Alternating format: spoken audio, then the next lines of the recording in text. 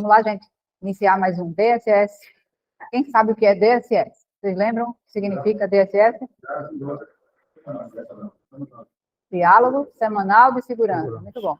E o nosso outro programa que a gente tem mensalmente é a REMEN. Significa o quê? REMEN. Reunião Mensal de Segurança. Tá? Essa é a maior. A gente vai fazer hoje o DSS. Estamos aí no início do mês de fevereiro, pré-carnavalesca, né? Semana pré-carnavalesca aí. A gente vai falar também sobre esse tema lá no final. Mas a gente quer iniciar hoje aqui com vocês falando de um tema bem sério que está acontecendo aí recentemente na empresa. Vamos passar aqui o slide para a gente mostrar para vocês aí do que se trata, tá? É esse estacionamento aí, quando os carros estão chegando de viagem para retirar o material de dentro do caminhão e colocar no seu carro particular. Essa situação aí, para quem não conhece a empresa e nem vê que tem alguém estacionado ali, é perigosa ou não? É perigosa? A gente já fez, inclusive, simulados aqui de um veículo pequeno atingindo o carro que estava aí parado, porque não viu que estava entrando. Todo mundo sabe que ali pode ser que tenha um carro parado, ele já vai diminuindo e entra devagar. Mas tem fornecedores que vêm aqui na empresa, tem visitantes, clientes, e ali não é um local permitido para parada. Então, se vai tirar as coisas de dentro do seu veículo, você vai ter que entrar na garagem e vai descarregar dentro da garagem o que você precisa retirar para o seu veículo. Isso já é uma orientação antiga, mas as pessoas não estão obedecendo. Esse foi um caso real aí do sábado, né? Então, a percepção de risco em entrada e saída de ponto de parada. Se a gente está aqui na garagem fazendo isso, imagina quando a gente está por aí, estacionando os carros ou entrando e saindo de algum ambiente onde você vai precisar atender, né, um cliente. Será que eu estou parando nos lugares corretos? Eu tenho essa percepção de que ali não é um local legal para parar, porque vai causar um acidente? Ali tem dizendo que é para estacionamento de carreta, aqui nessa entrada? Não tem. Ali é entrada e saída de veículos. Todos que estão aqui na empresa, que trabalham na LVA, sabem disso. Então, não pode parar. Não é para ficar parado. Carro pequeno, nem grande, nem moto. Não é para ter nada estacionado ali. Principalmente um caminhão desse porte, né? Então, esse tipo de situação não é um caso isolado, como a gente tem falado. Veio falar aqui para vocês. Porque eu tive que tratar desse assunto aqui no DSS, porque não é um caso isolado. A gente já vinha falando essa semana toda, a anterior também, com vários motoristas sobre isso, alertando que é proibida a parada ali. Então, hoje a gente, como atinge um número maior, todo mundo junto, no mesmo horário, trouxemos hoje esse tema para falar com vocês, tá? Então, não pode acontecer. Nosso acesso vem de uma via movimentada, então aqui, ó, é uma BR movimentada. Ninguém vai saber o que vai acontecer, se vai se passar de um caminhão que vai ali para a oficina aí da Volvo, entra de repente no errado. Não tem a noção, está drogado, está mexendo em celular, entra ali de repente, causa um acidente também. Tá? E chegam 2 ou 3 caminhões atrás, o último pode ficar com a parte do conjunto para fora da pista. É uma outra possibilidade também que pode acontecer. A gente não pode, a via é movimentada, não pode estar ali se arriscando com o fundo do caminhão ali na pista. Isso vai aumentar muito o risco aí de acidente. Então, parar no acesso, coloca o motorista e terceiros em risco, bloqueia a entrada e saída e pode gerar colisão grave, concordam? Vamos se atentar a isso? Então, a regra é clara, como diz aí o juiz, né, lá do futebol. Acesso é só para entrar e sair, sem parada. Não é ponto de espera. Então, ali não é para se esperar ninguém, nem é para parar daí. Tá? Se tiverem dúvidas, se estiver precisando de algo urgente, fala com a operação. Ali é só para parar, para o portão abrir e a gente entrar e acessar. É isso? Quer falar alguma coisa, senhor Mário? Reforçar sobre isso? Tá ligado? Bom dia, pessoal. Bom dia a todos que estão na live. Reforçando o que a Ana acabou de falar, a gente observa que essa via, ela é uma via de acesso, tanto de entrada como de saída da garagem. Esse carro, na posição que ele está aí, se vier mais um para passar e vai um carro saindo, observe que vai interditar. Quem estiver saindo não vai ter um acesso para sair, porque todos que vamos sair da garagem precisamos acessar um pouco a faixa da esquerda. Todo mundo sabe disso. Por quê? Por causa do tamanho do caminhão. Ele não comporta. Se a gente se mantermos na mesma faixa da direita, não tem como acessar sem cruzar a pista. Então, por medida de segurança, quem tiver algo para fazer na entrada ou na saída da garagem, não tem problema nenhum em falar com alguém da operação. Robson está aqui, que Robson é responsável pela segurança da garagem lá dentro do vigilante. Nós estamos sempre no pátio. Amaro, eu tenho o meu material que eu deixo no carro pequeno porque eu vou largar de folga. Não tem problema. Acesse o caminhão, a garagem com o caminhão. Vai ter uma liberação para você acessar com o carro pequeno. Você entra acompanhado, pega seus materiais, recolhe e sai sem problema nenhum. O que a gente tem que evitar é esse tipo de parada, porque quando estamos prevendo algo, é para que não aconteça um mal maior. Toda previsão, observe que aqui estamos atuando uma prevenção de um acidente que possa acontecer. Jamais podemos imaginar o que pode acontecer se houver uma colisão traseira por parte de um caminhão da mesma empresa dentro de um lugar desse. Se for sair num carro ali, ele fecha, porque vai ter que esperar um. Vem dois saindo, vem dois chegando. E aí, como é que fica? Parou o trânsito por causa de uma ação que poderia ter sido evitada com o tempo. Olha, eu não vou perder tempo lá dentro na garagem, não. Eu quero entrar e sair rápido. Não tem problema. Para que tanta pressa? A gente não precisa dessa pressa. 5 minutos que você vai passar ali, lá fora, dentro da garagem, você vai passar os mesmos 5 para tirar suas coisas, seus pertences de dentro do carro. Muitas vezes você vem de casa, traz seus pertences, deixa no carro onde está aquele carrinho branco parado, para também na saída, interdita do mesmo jeito a via. Então, esse acesso precisa estar livre, com o direito de ir e vir. Vai facilitar tanto a sua vida, vai contribuir com a segurança e vai facilitar a vida de quem vai saindo do seu companheiro. Tudo aquilo que nós passamos no DSS, às vezes, como eu estava falando nesse instante, as pessoas se esquivam de assistir o DSS. É um momento de interação com a segurança. Todas as pessoas que se envolvem com a segurança, ele tem também o mesmo sentimento de que segurança e produtividade, eles caminham juntos. É uma catraca que funciona de uma forma que muitas vezes as pessoas pensam que, olha, eu tenho que correr, eu tenho que ser rápido porque vou produzir. Produção é não perder tempo. Não perder tempo não quer dizer correr, não quer dizer fazer de qualquer maneira. Aproveitando esse aspecto que estamos aqui falando sobre a segurança, eu tenho presenciado, muitas vezes, infelizmente, motoristas subindo e descendo, ou seja, acessando e descendo do carro sem usar os 3 pontos.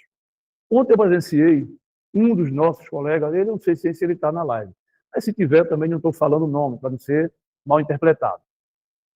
Gente, usem os 3 pontos. Ele caiu do carro ali ontem. Eu olhei, caiu, fui lá, falei, eu disse, peguei, observei, está tudo aqui, ó, firme. Quem não estava firme foi você que caiu. Acessem. Aquilo ali foi feito por um engenheiro. Por que foi que foi colocado? Porque ele viu que realmente funciona. Já tivemos casos desse tipo. Então, passa-se as informações para que sejam justamente evitado um mal maior. Não sabemos nunca qual será a proporção de um acidente. Não foi pequeno. Pode ter sido pequeno hoje. E amanhã, será que será? A confiança, a mesmice. Então, não adotem as explicações, os ensinamentos, a oportunidade que temos de estar sempre batendo na mesma tecla, como chatice, como aqui muitas vezes as pessoas, rapaz, já vem com o mesmo assunto. Justamente esses assuntos, esses pontos, essas teclas, onde mais tocamos, são as mais que têm sido afetadas. Use os 3 pontos. Evitem acidente. A nossa saúde é um bem maior. Tranquilo? Sobre essa entrada, sobre a saída, espero que poder contar com a colaboração de todos, entendam que é para a segurança de todos, para que a via ela tenha o direito de ir e vir, para que você não venha interromper a saída e a entrada do seu companheiro e nem participar diretamente de um possível acidente. Muito obrigado e Deus abençoe a todos. Obrigada, senhor Amaro. Aí a gente vai falar um pouquinho agora com o Vinícius, vai apresentar para vocês esse slide sobre a liberação e uso do frota leve, aquele frotinha que a gente tem aqui na garagem. Bom dia, pessoal, mais uma vez. Bom dia, pessoal da live. Obrigado pela presença. Eu vou ser breve aqui, pessoal, só para reforçar alguns pontos sobre a utilização da frota de apoio, tá? É um carro de utilização operacional, isso é fato, todo mundo sabe, o carro está aqui à disposição da operação, né? É um carro que a gente usa, vai ali swap buscar nota, vamos ali deixar o motorista fazer um treinamento e, eventualmente, esse carro está aqui também à disposição de vocês, né? Não para uso pessoal, mas para atender alguma necessidade que venha a ocorrer, né, aqui no decorrer do dia, tá? Então, só para explicar um pouquinho sobre o fluxo de liberação do carro. Primeiramente, é feita uma solicitação à operação. A operação ela vai avaliar a questão da utilização do carro e pode liberar ou não.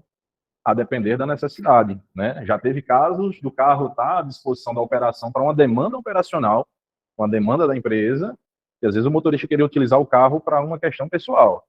Não vai ser liberado, tá? Então, a solicitação é feita para a liderança, é feita ali no plantão, o plantão aciona Gustavo, me aciona Robson, Selmar, quem estiver aqui, vai avaliar e vai fazer a liberação ou não, a depender da situação, tá? Em seguida, é necessário que se faça o checklist, foi elaborado, né, pelo time aí, pelo Luciano, pelo time da SSM, um novo modelo de checklist, melhor, vai ser colocado um caderninho lá para poder a gente estar fazendo esse checklist de uma forma mais ágil também, tá? Para poder a gente manter a conservação do equipamento. Um outro ponto também, ao devolver o carro, né, sempre atualizar as informações de KM e horário, vai constar lá no checklist, a gente vai passar para vocês também essa orientação. Em caso de irregularidades, sempre abrir OS também, da mesma forma que vocês já fazem com os nossos caminhões, da mesma forma abrir OS da frota de apoio, tá? E aí, como eu falei, né, o uso do carro ele é restrito à operação. Ah, mas tem um grupo de motoristas que está aqui à noite, precisa jantar, isso, aquilo. Não tem problema, a gente vai avaliar a situação. A orientação é aqui que a gente use o equipamento de forma consciente. O que não pode acontecer é o que vem acontecendo. Às vezes tem um motorista que ele vem pedir um carro aqui para sair para jantar, ele pensa só nele, às vezes não procura nem saber se tem algum outro colega aqui que vai. Aí não que eu estou precisando do carro. Às vezes tem 2, 3 motoristas aqui também. O próprio colega não teve a preocupação, né, de falar com os outros colegas aqui, pô, você tá precisando jantar, né? Ser cordial, ser educado com um colega de trabalho é algo que é importante no ambiente de trabalho, né?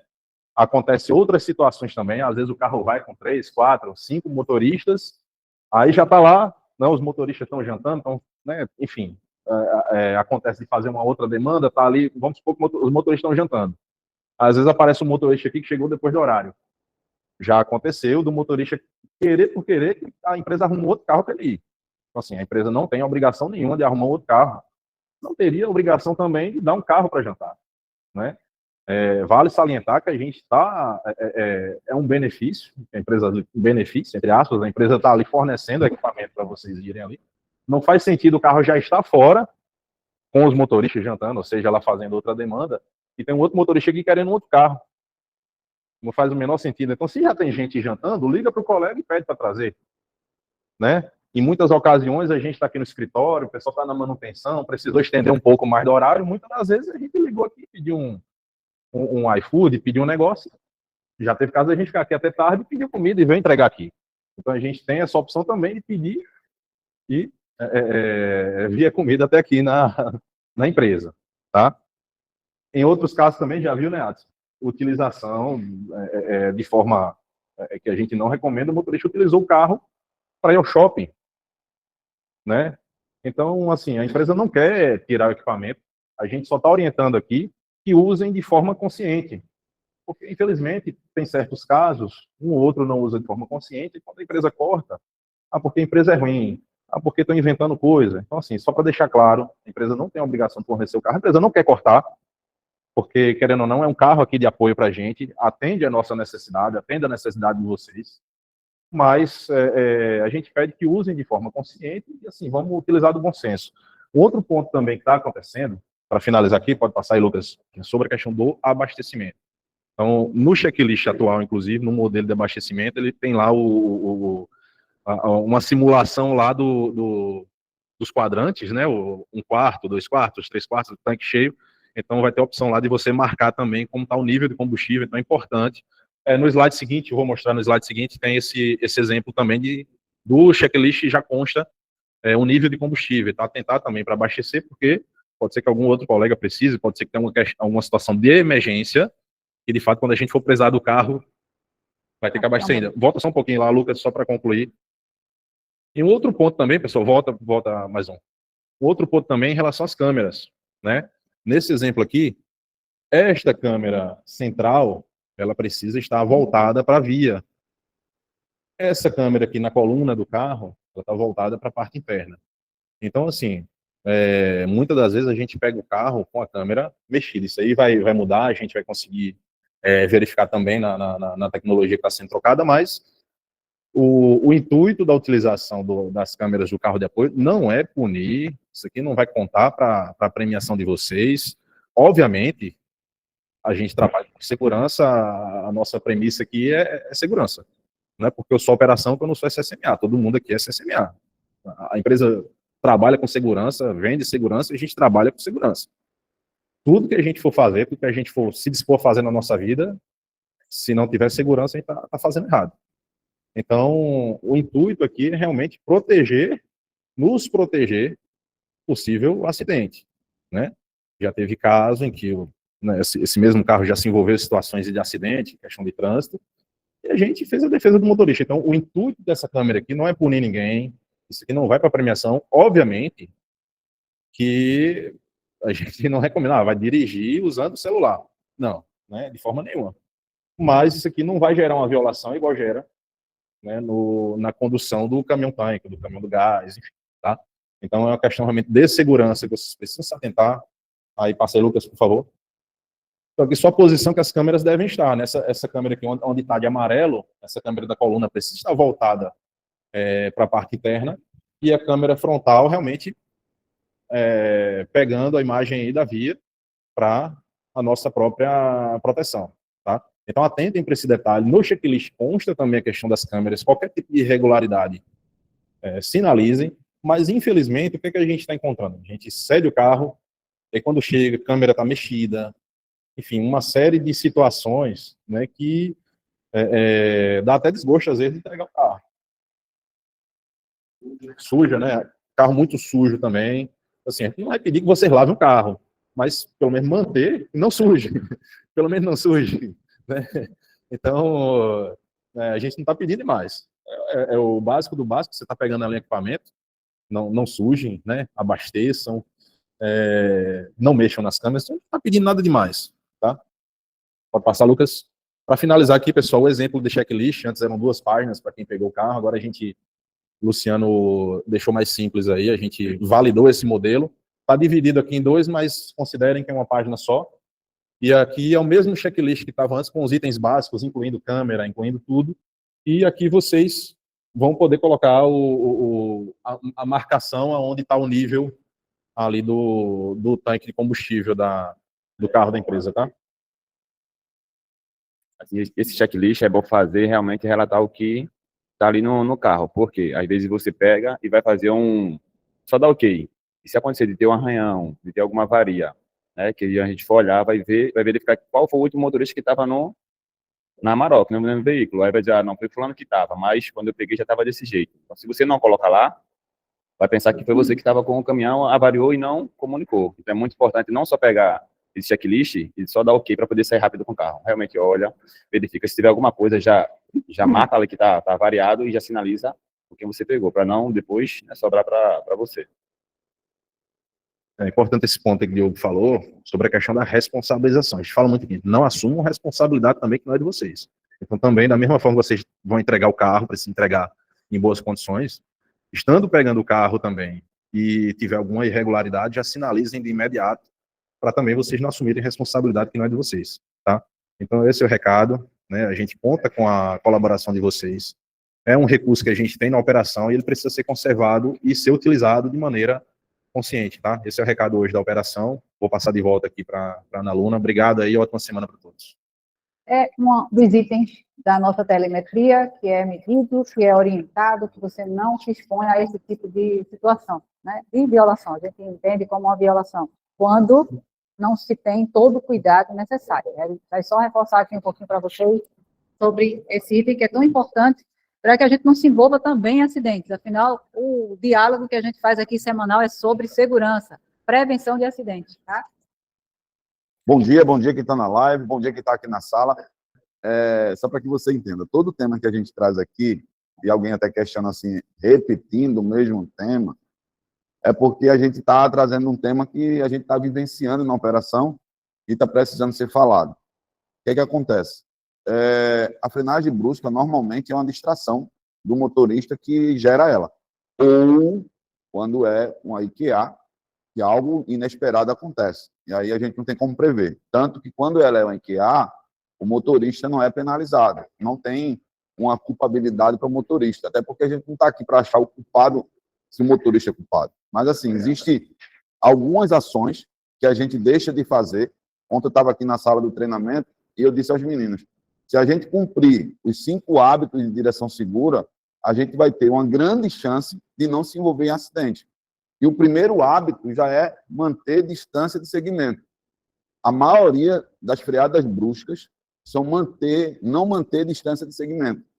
E aí, o que é que a gente diz sobre isso? Eu sempre digo a todos, a violação é do motorista enquanto ele viola, depois é da LVA. Essa violação também é minha. A sua violação passa a ser minha também. Passa a ser da LVA.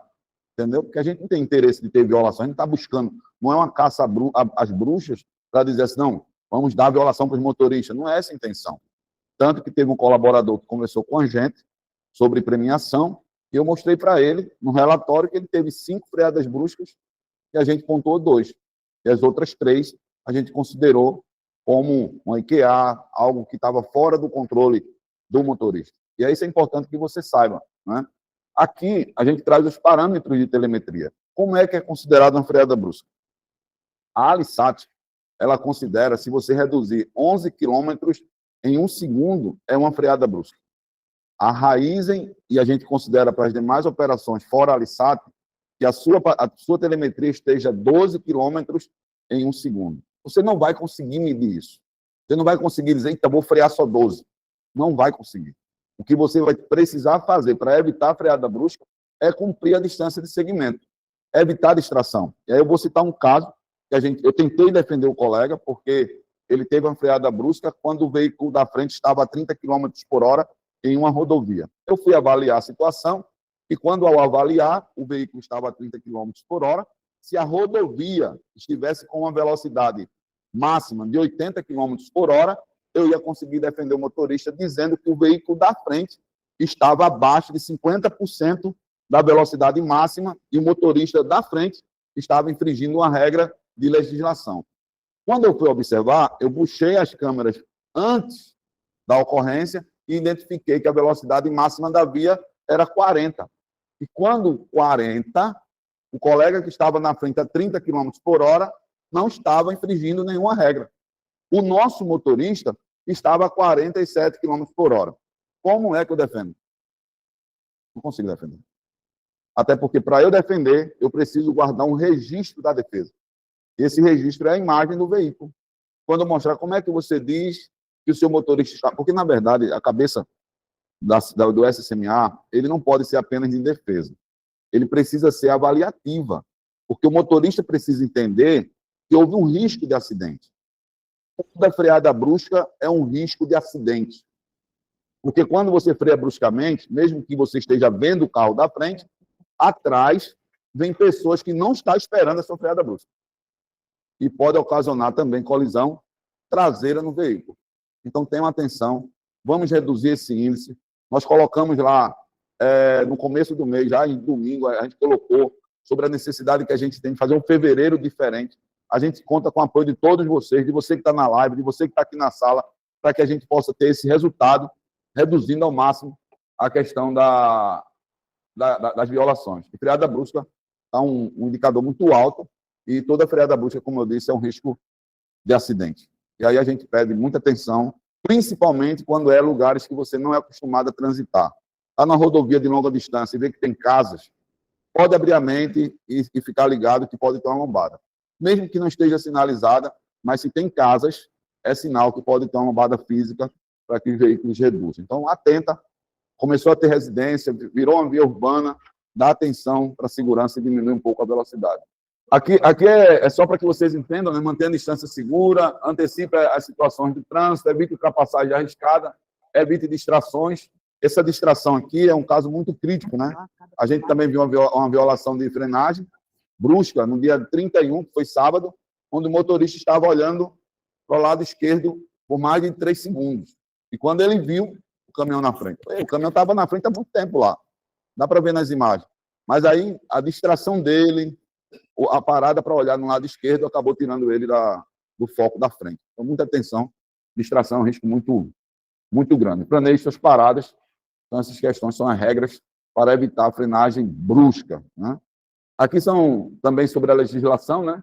O Código de Trânsito Brasileiro trata de ultrapassagem de diversos artigos, principalmente capítulo 3, que estabelece as normas gerais de circulação em conduta. Os artigos 29, 30 e 32, por exemplo, determinam as regras para essa manobra, enquanto os artigos 199, 200, 202 e esses demais artigos tipificam a infração de penalidade para ultrapassagem irregular. Então, artigos principais. Quando a gente fala de ultrapassagem e freada brusca, é porque, às vezes, uma ultrapassagem, você vai querer colocar mais próximo o seu veículo do veículo da frente e o veículo pode frear.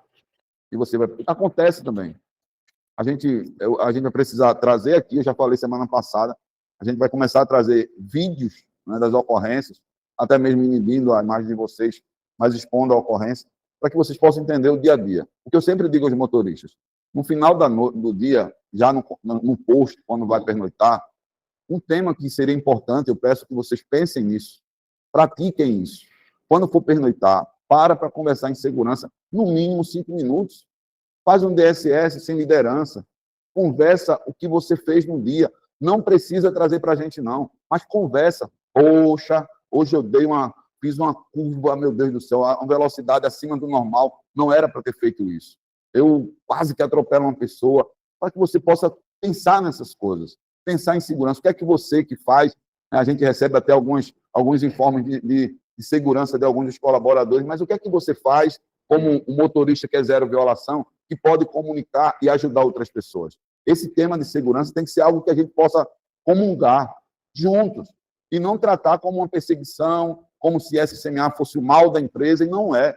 Eu escutei uma vez do coronel lá do Porto de Suape que SCMA e polícia, ela é vista do mesmo jeito. A presença incomoda, mas a ausência é um problema. A presença da polícia incomoda, mas deixa o seu bairro sem polícia. A mesma coisa é SCMA. A presença incomoda, mas deixa sem SCMA. E aí faz parte das regras, né, de segurança. Pista seca, 75 km por hora, pista molhada, 55. Isso está claro, né? Um colega até disse assim, Luciano, estou na velocidade de 50 km por hora, a pista está molhada, eu preciso ligar o limpador? Não. Se a pista está apenas molhada, não precisa ligar o limpador. Mas ande abaixo de 60 km por hora e a gente orienta a velocidade de segurança 55. Mas se ela estiver molhada, também não anda a 70 km por hora. Porque a orientação que a gente dá é pista molhada, não é chovendo 60 km por hora. Porque se Deus o livre um acidente, a gente vai puxar as imagens e a comprovação vai dizer que você estava conduzindo um veículo numa pista molhada. Pronto, 5 hábitos, já falei de um, né? Aí tem um outro que não pratica velocidade compatível. O terceiro é use o cinto de segurança. O quarto não utilize o celular, que é motor ligado, celular desligado. E o quinto é não dirigir sob efeito de fadiga. Se a gente cumprir essas regras aqui, com certeza a probabilidade de acidente ela cai para quase zero. Todo acidente é evitável. Todo acidente é evitável. Pode colocar isso na sua cabeça. Dirija com segurança, da forma que vocês sabem, né? A gente não está aqui para ensinar ninguém a dirigir, nós estamos aqui para orientá-los a conduzir o veículo com segurança, e é isso que a gente quer dizer. Eu acredito que aí já foi. 2 informativos do nosso cliente Piranga. Drop de segurança que fala sobre proteja os motociclistas. Vamos ver aqui rapidinho a informação que veio nele, tá? Atenção no trânsito, proteja os motociclistas. Será que tem motociclista na via? Atrapalha os motociclistas? A gente tem problema de ponto cego, onde ele se posiciona no nosso ponto cego? Tem. Então, fiquem bem atentos aí às informações, tá? Os motociclistas são os usuários mais vulneráveis nas vias. A falta de proteção física aumenta o risco de acidentes graves. Para garantir um trânsito mais seguro para todos, siga estas orientações. Mantenha a distância segura. A gente acabou de falar aí sobre essa distância que a gente precisa manter para não frear bruscamente, como também evita aí atingir os usuários, né, na via. Sempre mantenha uma distância adequada ao seguir ou ultrapassar motociclistas. Evite fechar o espaço do motociclista, principalmente em vias de alta velocidade. Se a gente está identificando lá na frente que tem motos trafegando junto com a gente tem que manter uma distância aí, ó, segura. Deixa o cara aí. Vai ter pontos lá do veículo, e todo mundo já tem a consciência que tem que manter aquele sinalizador do ponto cego acionado, né, na cabine, para facilitar e ajudar você também. Mas se está vendo a distância, deixa seguir. tá? Sai de perto. Verifique os pontos cegos. Antes de mudar de faixa ou realizar qualquer manobra, confira os espelhos e olhe por cima do ombro. Então, tá lá os espelhos para te auxiliar também, para aumentar a sua visão periférica. Enquanto mais você olha, né, do acostamento a gente sabe que eles invadem, no corredor eles invadem. Então, nós que somos motoristas profissionais treinados, né, e tem a consciência de que isso pode acontecer, são preventivos, a gente vai ter que se antecipar a essas situações inesperadas. Motocicletas podem estar em áreas que não são visíveis nos retrovisores. Respeite a vida, atenção no trânsito, sempre. Sinalize com antecedência. Utilize a seta com antecedência para indicar mudança de direção ou de faixa. A sinalização prévia dá tempo para que o motociclista reaja de forma segura.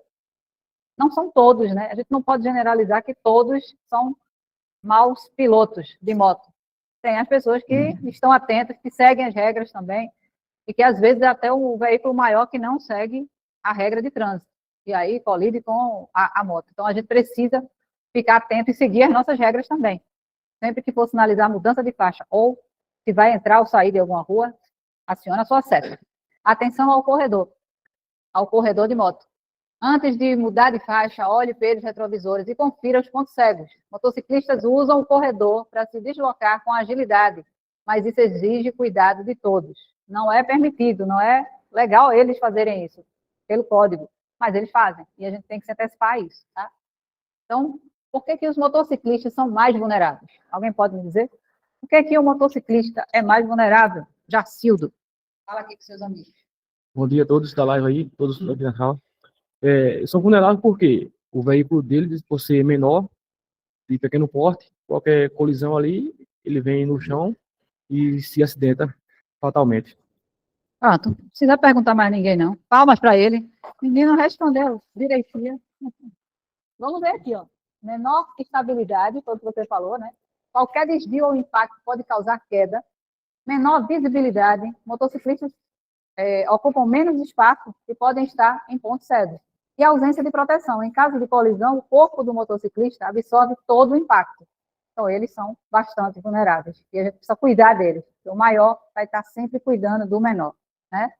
E lembre-se, um segundo de atenção pode evitar uma ocorrência.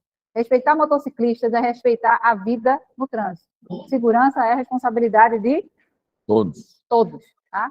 Seguindo aqui, próximo drop que a gente vai ver, está se aproximando aí, como eu falei, a época de carnaval. Aliás, finalizou o ano, já começa carnaval, né? A gente passou o mês de janeiro aí já com algumas troças, algumas festividades em alguns lugares, mas agora vai se intensificar. Então, fiquem atentos aí a alguns pontos. E esse drop fala sobre álcool no corpo. Quanto tempo demora para sair e quando é seguro voltar ao trabalho? O carnaval é um período de festas e descontração, mas quem trabalha com transporte ou qualquer atividade que exige atenção e responsabilidade deve ter cuidado com o consumo de álcool. Mesmo depois de parar de beber, o álcool continua no organismo por várias horas, podendo comprometer reflexos, raciocínio e coordenação motora. Quanto tempo o álcool demora para sair do corpo? O tempo varia de pessoa para pessoa, dependendo de fatores como peso, metabolismo, quantidade e tipo de bebida consumida. Uma lata de cerveja de 350 ml ou uma taça de vinho de 150 ml pode levar de 1 a 3 horas para ser eliminado aí do seu organismo. Destilados como uísque, vodka, cachaça, podem levar mais de 6 horas para sair completamente do sangue. Uma noite inteira de consumo excessivo pode fazer com que o álcool permaneça no organismo por até 12 horas ou mais. Depende do organismo de cada pessoa e do que você está consumindo. Então, fique atento. Não há truque para acelerar esse processo. Café, banho frio ou comida não fazem o álcool sair mais rápido aí do organismo, tá? Apenas o tempo resolve. Reforçando a nossa regra de ouro, não dirigir ou trabalhar sobre efeito de álcool e droga. Essa é uma das regras de ouro. A gente não pode dirigir e nem trabalhar sob efeito de álcool ou droga. Quando é seguro voltar ao trabalho? Se você bebeu à noite, não dirija na manhã seguinte, pois o álcool pode ainda estar no seu metabolismo. O ideal é esperar pelo menos 12 horas após o último drink, antes de voltar à atividade, que exige atenção e responsabilidade. Se houver sintomas como dor de cabeça, tontura ou sonolência, espere mais tempo antes de assumir funções. A segurança sempre em primeiro lugar. Se beber, a gente não pode dirigir. E aí vem mais algumas orientações. A gente tem aqui o nosso controle, né, a política de álcool e drogas, dentro da garagem de Fortaleza, dentro da garagem lá de Bahia, e aqui na nossa matriz. Mas vocês não só dormem aí, né? Nesses lugares. Vai passar o período de carnaval, vocês vão pernoitar em alguns outros lugares diferentes. Vai ter controle de bafômetro, vai ter a política atuando lá, motorista monitor, ou Ana chegando lá para conversar com vocês, não vai ter. Então, a gente precisa que cada um tenha consciência que tudo que foi passado aqui, se vocês saírem com álcool no organismo, vai prejudicar a quem? A você mesmo, ou a alguém que esteja lá, inocente na sociedade. Porque o álcool, ele vai causar distúrbios cerebrais, como a gente viu aí. Da tontura, você não vai ter a percepção, a mesma percepção rápida que você tem quando está sóbrio. Então, eu preciso confiar em cada um de vocês. A empresa já confia, porque já tem um equipamento desse que custa aí milhões, R$1 milhão. Está na mão de vocês aí, R$1 milhão. A empresa confia no trabalho profissional de cada um de vocês aqui, que vocês vão dirigir sóbrio. Vai passar por esse período de férias, vai ter festa onde você vai pernoitar? Pode ser que tenha, mas beber eu não vou. Se divirta, faça o que você quiser. No outro dia, você vai trabalhar bem, só não ingere álcool nem drogas. Essa é a mensagem aí desse Drops, e que a gente espera que cada um siga fazendo o ano todo, né? Enquanto estiver trabalhando, enquanto você estiver se divertindo e estiver dirigindo, enquanto você, como motoqueiro, motociclista, ciclista, nada disso aí, nenhum veículo desse combina com álcool. Tá? Além do mais, vai prejudicar a sua saúde e, às vezes, detona a família da pessoa também. Então, tem várias coisas que a gente precisa se preocupar quando vai tomar essa decisão. Porque quem toma a decisão de fazer o errado ou o certo, somos nós. E a gente sabe qual é o certo e qual é o errado. Né? Então, a gente pode contar com vocês, eu tenho certeza disso, que vai passar mais um carnaval aí, sem acidente, 0 acidente, se comunica, a comunicação é a base de tudo. Se estiver passando por trechos que tenha troça, que está interditada a via, não muda a rota antes de falar com o pessoal aqui da operação, com o monitor. Está todo mundo aqui disponível para atender vocês. Pode ligar para mim também, não retornar na hora, mas eu vou retornar depois, tá? Então, qualquer horário. O plantão vai funcionar 24 horas. Então, não se sintam sozinhos, dividam o abacaxi, como o Vinícius falou aí no início. Não assumam responsabilidade sozinhos. Dividam, tá bom?